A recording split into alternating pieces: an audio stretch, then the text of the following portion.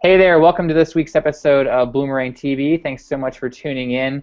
Really excited today. If you've watched a lot of Bloomerang TV episodes, you know that I tend to interview fundraising consultants, other people who are experts who maybe have customers or clients who are fundraisers or nonprofits. But I've been wanting to talk to some real boots-on-the-ground fundraisers at nonprofits to see what they're up to see if they can share some strategies with us.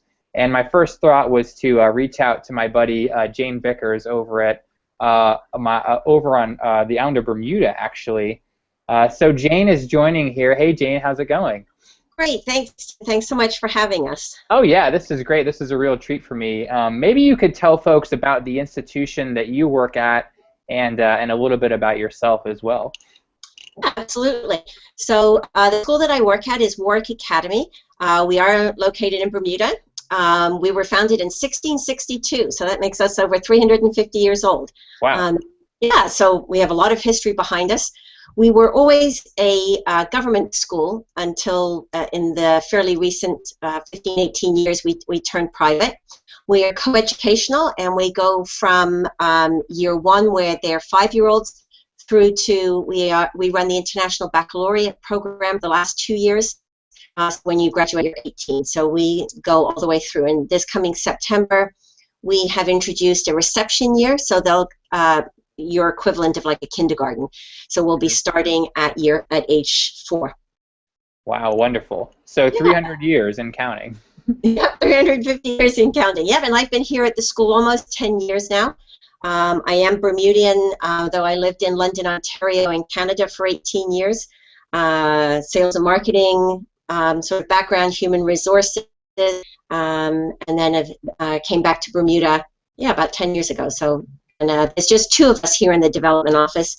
Terry McDowell works with me, and we do everything from all the alumni relations, all the annual giving, marketing, public relations, all the events at the school all come through our office. And so you wear a lot of hats, obviously, and one thing that I drew our attention to Warwick is you guys have a really high retention rate. You beat the FEP average, it seems like. How do you guys do it? What's sort of your strategy on donor retention? Sure. So much of it with donor retention is the relationship that you have with your donors. I mean, we have 783 students this year, and Bermuda, as a population of itself, has about 60,000 people. So I think with donors, they give to people that they know and that they like and get along with. So I think a relationship with them is really, really important. I mean, the school itself, I think, sells itself, and people want to invest in the school and in their child's education. So I think we have that going for it in itself. I mean, our communications with our parents has really improved over the years. Everything from the Facebook pages to newsletters, weekly newsletters from the principals. We make sure that our success with our students and our alumni get reported in, we only have one newspaper, so in the daily newspaper. So we keep the school in the forefront of people's minds, which I think makes a big difference. And we just have a great relationship with the people, and we do nurture it. We don't take for granted, by any stretch of the imagination, a donation. So we're constantly in touch with them, constantly involving them in the school. I mean, I think when people give you money, it's an investment, and if you put money in a bank or with an investor, you want to know how your money is being invested. Absolutely. So we're constantly telling them what we're doing at the school and how their investment is working and benefiting the students today. So you have a lot of different kinds of people that you talk to. You've got students, you've got parents of students, you have alumni, you have people who just live on Bermuda. How do you handle communicating differently to all those different types of, I guess, segments you would call them? Yeah, and I think it's really important that you do, because you can't just clump them all together. Right.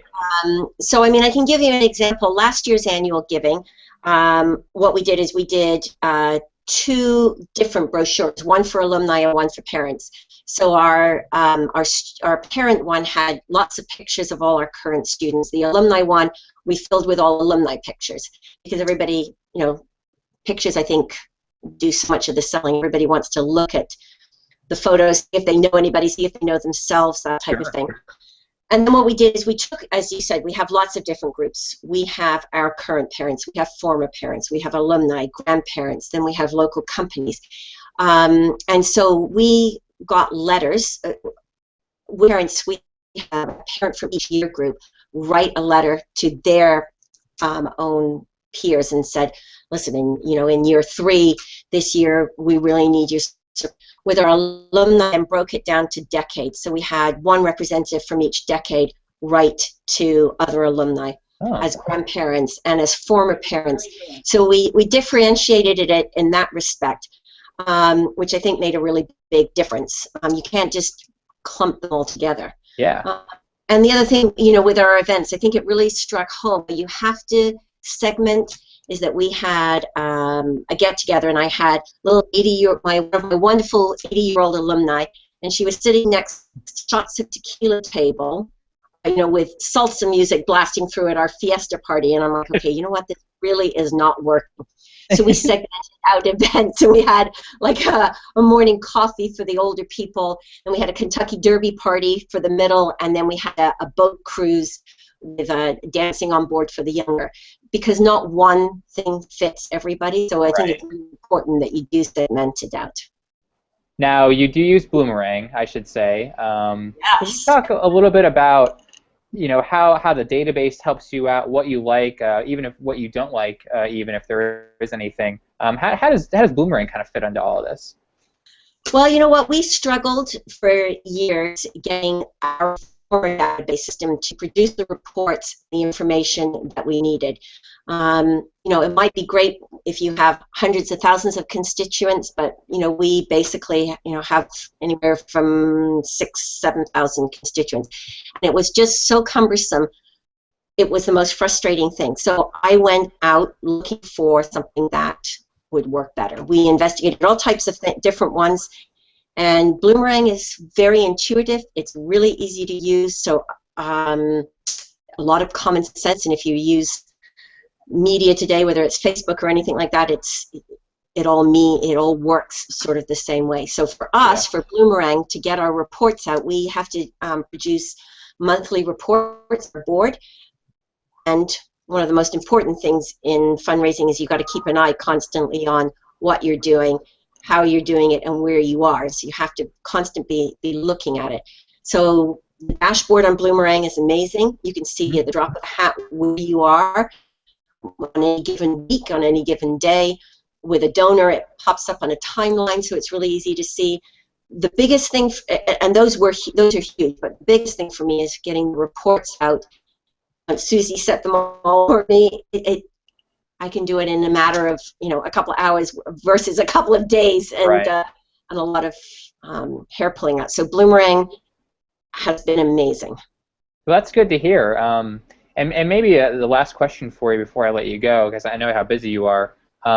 If you were to run into Jane Vickers 10 years ago, if you could talk to yourself 10 years ago, what advice would you have for her? What would you do differently, maybe that you know about now that may have saved you some time or some energy? As far as database is concerned? Anything, really. Anything? Well, the biggest thing that we struggle with, and the biggest thing that I think anybody needs to do, is you're only as good as your database and only as good as your information that you've got in it. Mm-hmm. So keeping that current, keeping your relationship with your donors is absolutely vital, and keeping your database up to date is probably one of the biggest things. Get to know your donors. Get to know what appeals to them, because people will invest in what matters to them. A library means everything to an older generation. Investing in iPads and so forth is more of a younger generation thing. So get to know your donors, keep your database up to date, keep your information accurate, and you're good. You're good. And listen and thank people. Yeah, thanking is huge, obviously. Absolutely. Thanking is huge, absolutely. But people don't do it. It's crazy. Yeah, no, well, we've tried to come up with different ways, and we do it through multiple vehicles. We have our principal call people.